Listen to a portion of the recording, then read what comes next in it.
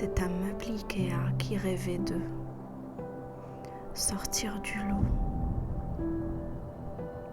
se distinguer.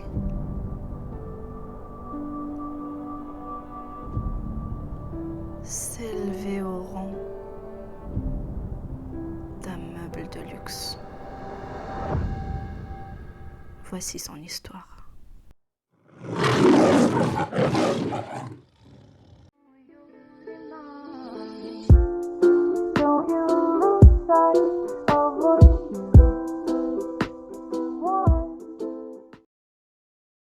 Le meuble en question, c'est celui-ci. C'est le Kallax. Je parie qu'on le trouve dans une maison sur deux.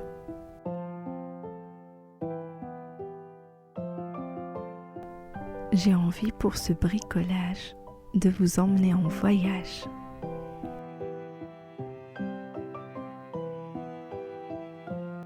Un jour, il me prend l'idée de parcourir l'Europe seule.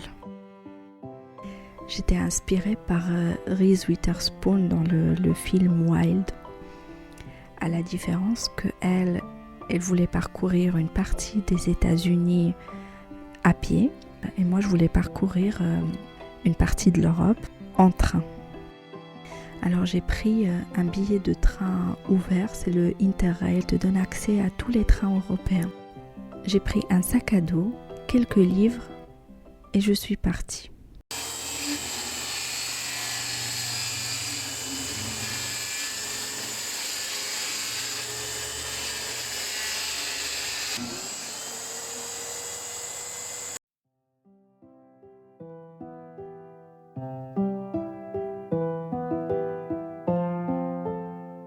Je ne sais pas exactement ce que je recherchais en faisant ce voyage.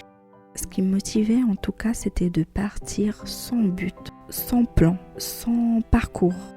J'avais envie de me délester de tout, de toutes les contraintes. C'est comme si j'enlevais les chaînes l'espace de 15 jours et je devenais un petit oiseau.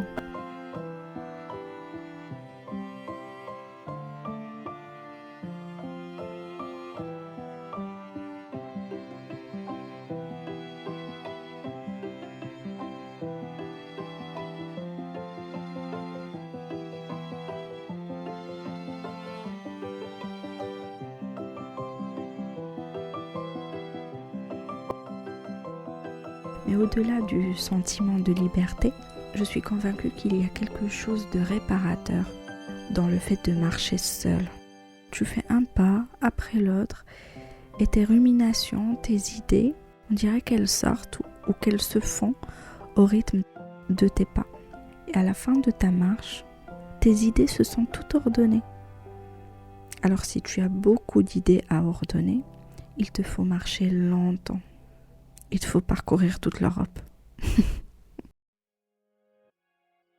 que je me sentais seule dans ma petite bulle. Je voulais danser mais je me sentais comme un funambule. Parce que je me sentais seule et t'es arrivé. T'as soufflé sur mon visage comme une brise légère d'été. Oh, oh, oh, viens on s'en va même si on ne sait pas vraiment où l'on va. Juste loin de là.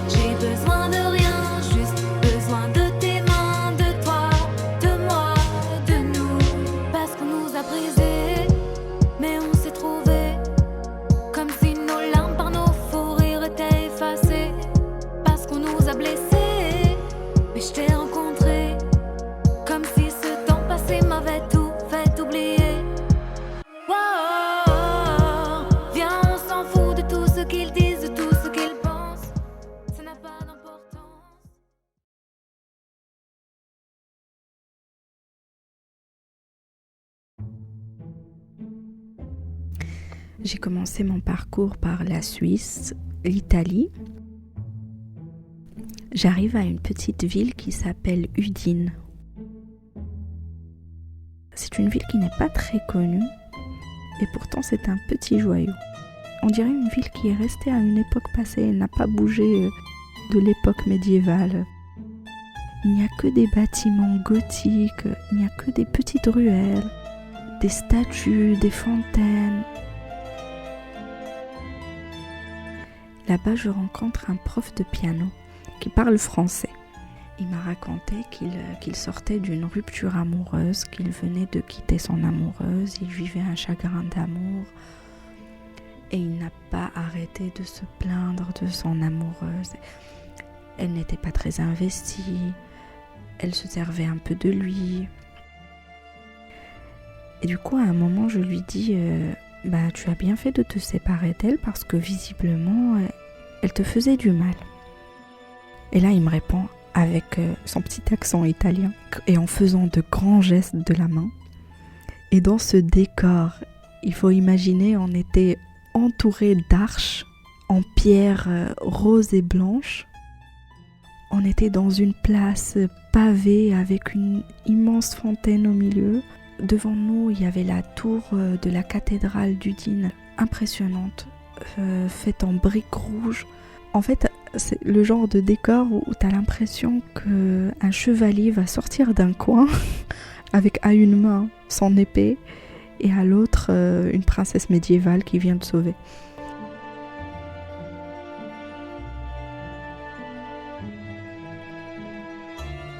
Et donc dans ce décor-là, au milieu de ce décor-là, il me dit « J'ai autant envie de me séparer d'elle que j'aurais envie d'aller me pendre. J'ai autant envie de me séparer d'elle que j'aurais envie d'aller me jeter à l'océan. J'ai autant envie de me séparer d'elle que j'aurais envie de m'arracher le cœur. » J'aurais dû voir que j'étais face à un Roméo.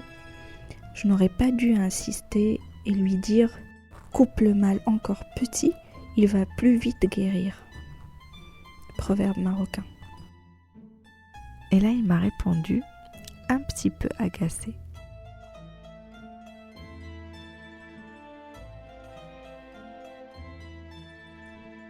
Le mâle de la menthe religieuse se fait dévorer la tête par la femelle après leur accouplement. Le mâle de l'abeille meurt juste après avoir fécondé la reine. Et pourtant, on ne les a jamais vus hésiter un seul instant ou se méfier.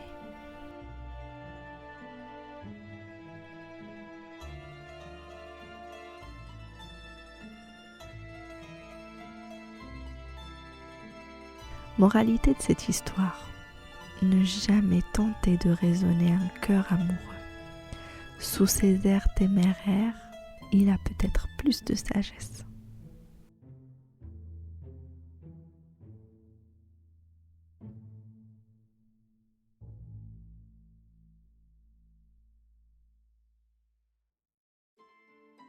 J'arrive ensuite en Slovénie. Et là-bas, je rencontre une fille qui faisait le même trip que moi. On aurait pu communiquer, elle parlait anglais, sauf qu'elle avait le visage très fermé. Elle ne souriait jamais et elle répondait à mes questions par oui ou non. Mais à côté de ça, elle voulait m'accompagner dans toutes mes visites. Elle me proposait plusieurs visites à faire avec elle.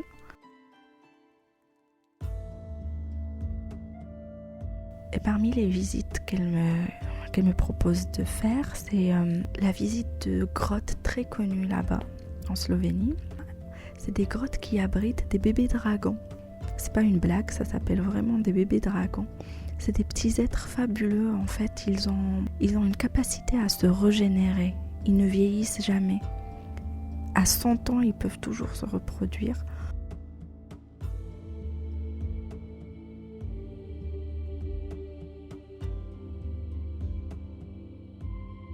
Un autre de leurs super pouvoirs, c'est qu'ils pouvaient passer une dizaine d'années sans manger. Ils se mangent eux-mêmes.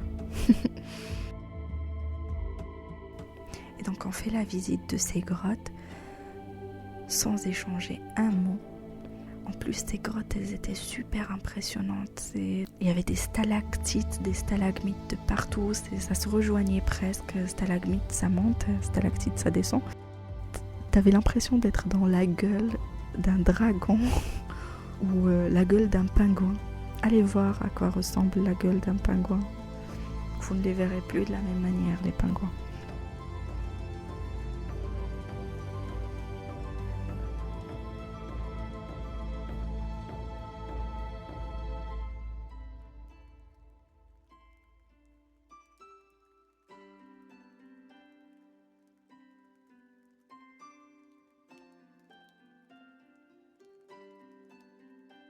Là-bas, on rencontre un Slovène qui venait de rentrer d'une retraite dans un monastère bouddhiste. Le retour à sa vie réelle lui était un peu pénible. Du coup, il allait à ces grottes pour retrouver un peu de calme et pour échapper à la vie mouvementée, à la vie citadine.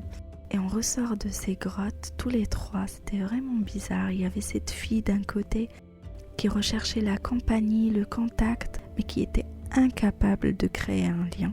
Et il y avait ce Slovène qui recherchait tous les moyens possibles pour rendre sa vie plus tolérable. Et il y avait moi, peut-être un peu des deux. On sortait de l'antre de la terre, peut-être à la recherche de la lumière.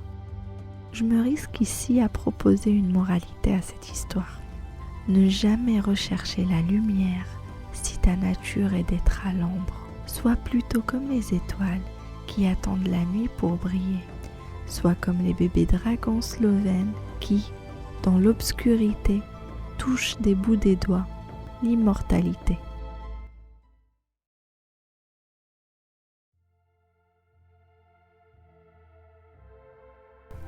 Je suis allée en Serbie, en Slovaquie, en Autriche, en Allemagne.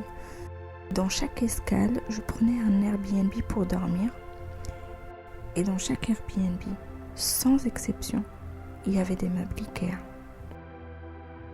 Exactement les mêmes d'un appart à l'autre.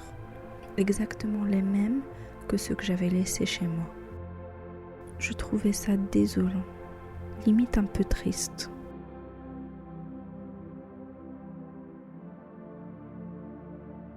Je me disais, à ce point on est devenu uniforme. Nos différences s'effacent petit à petit.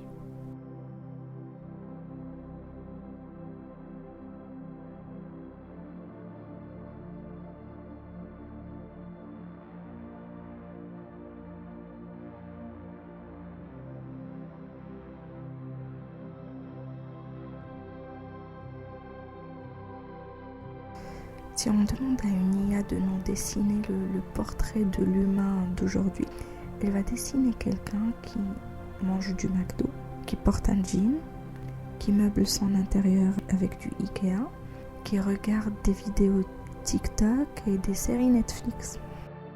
Et avec TikTok et Netflix, même nos pensées vont devenir uniformes.